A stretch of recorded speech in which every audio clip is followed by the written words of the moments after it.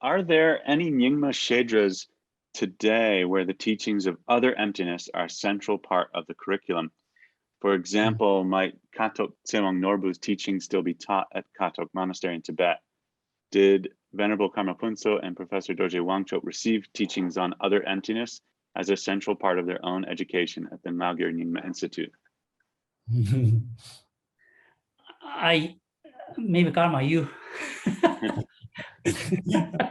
You first. Maybe we would like to say, not formally, but once you get indulged in the idea of bodhicitta, you might dig every given source that you might find, and that would include, of course, the Shentong positions by Shentong authors. But Tongten Senging and Shentong Senging Aru, although let us say it's not written by a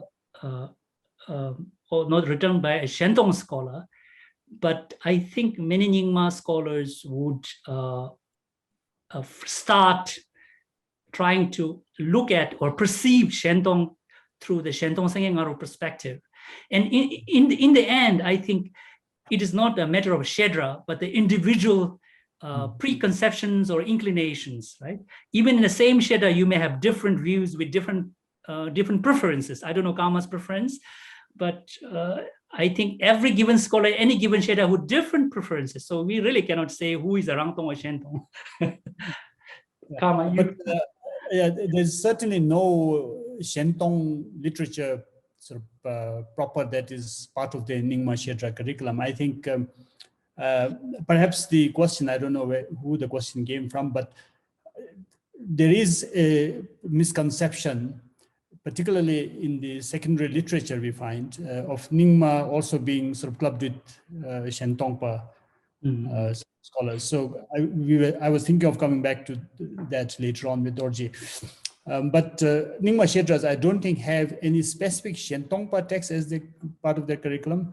One place where I think Shentong philosophy is still being studied as an official curriculum is Zamthang, it seems, the Jonang establishment in Amdo. And maybe they do so also in other Jonang monasteries in Tibet and out abroad.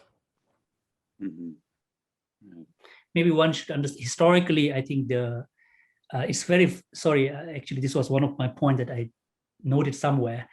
In the Rime, Karma was referring to Rime.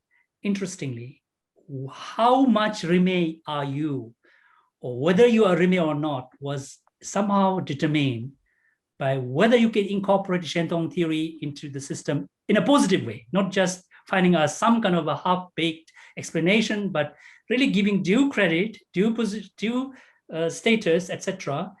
So if you are Rime, you are able to accept Shentong. Otherwise, you are a Riche automatically. This is very interesting, I think, in the overall Rime environment, I think. So, but this is very typical to Eastern Tibet. And I think many Rime scholars would have no problem or would have a very honest, sincere sort of appreciation and acceptance of the Shentong doctrine, I think.